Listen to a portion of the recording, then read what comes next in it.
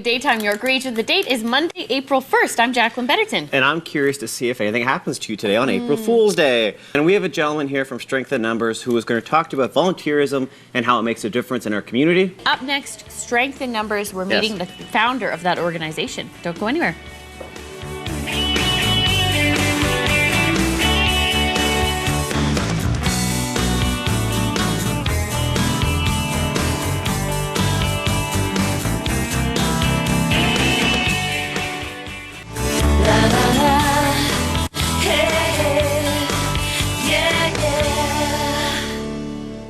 Hello everybody, welcome back to Daytime. With us now is Brennan Wong. He is the founder of Strength in Numbers, and he's also the Enbridge Youth Volunteer Award recipient for 2013.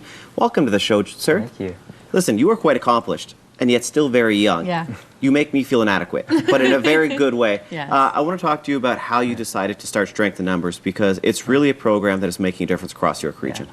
Well, Strength in Numbers was started about 3 years ago. I started it with my sister, and we did it because we realized that volunteering wasn't just about giving back to the community, but it's also about developing self-confidence, realizing your potential, and developing maturity and responsibility.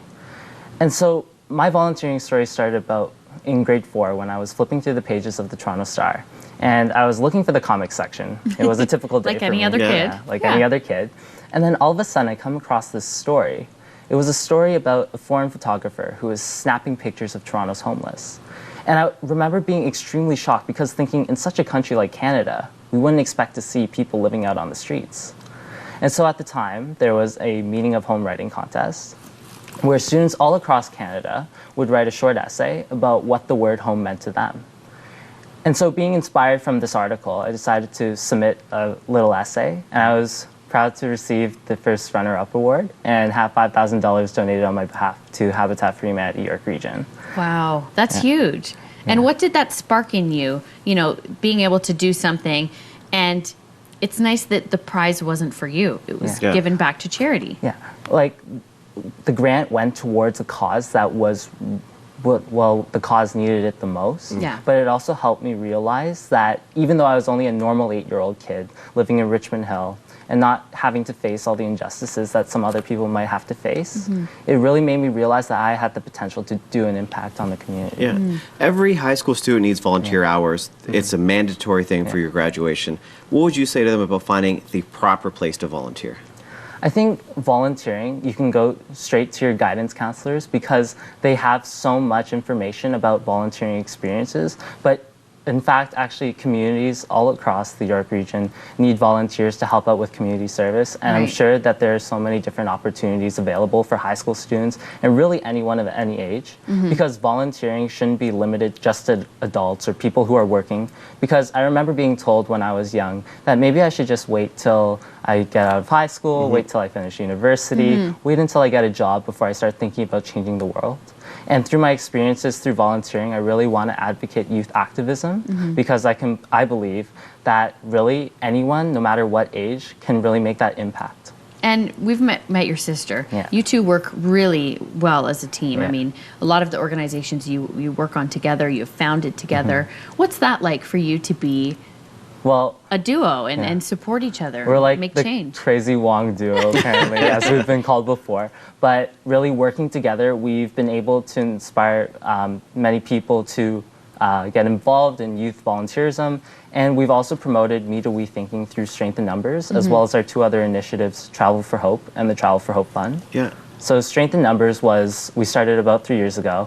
And we've been speaking to schools all across the Greater Toronto Area, to thousands of students about why youth volunteerism is so important.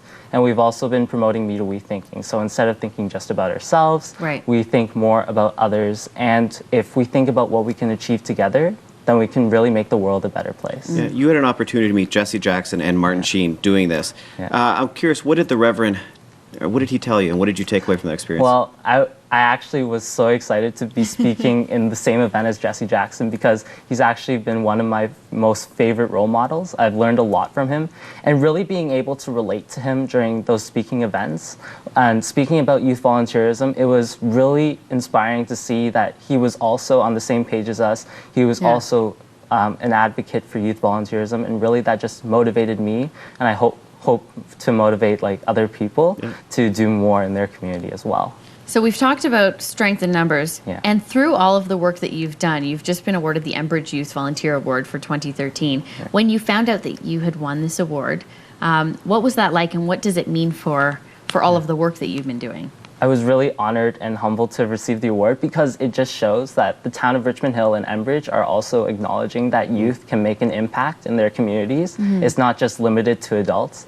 And really by seeing that, I think they deserve a lot of credit because it's hard to acknowledge youth volunteerism these days. And as youth volunteerism becomes so much more important, it's good to promote or to advocate this youth volunteerism movement. But really, I hope to inspire someone by receiving this award because I hope through my story that I can motivate someone else to get involved in the causes that they're passionate about as well. For the next little Brennan Wong that's watching right now, when he goes to your website, strengthinnumbers.com, what's he going to find? So we have a lot of information about if they're at a school that we haven't spoken to yet, they can definitely send us an email and they can apply for the Strength in Numbers. So we'll visit their schools as well and speak about our experiences overseas on volunteering trips, as well as how they can get involved in volunteering at home, because there's so many different volunteering activities here that they can get involved in. And if you just get involved in that cause you're passionate about, I live by a saying actually, it's every great journey begins with one small step. And that small step begins with you. And I definitely believe, and so my sister also believes, that anyone, no matter their age, can take that first step towards getting involved and youth volunteering. And really by taking that step and getting involved in causes they're passionate about, we all have that inspiration and we can all get inspired to do something. Amazing listening to Brennan talk. Only 15 years young. Amazing. And thank you so much, Brennan. Don't forget, everybody, you can go to the website that we mentioned. Also, Travel for Hope. You also have a great bursary or a grant program for people who want to go and volunteer abroad as well. So you can check that out as well. We'll be right back with lots more on the show. All right, future Prime Minister. Job. Nice meeting you today.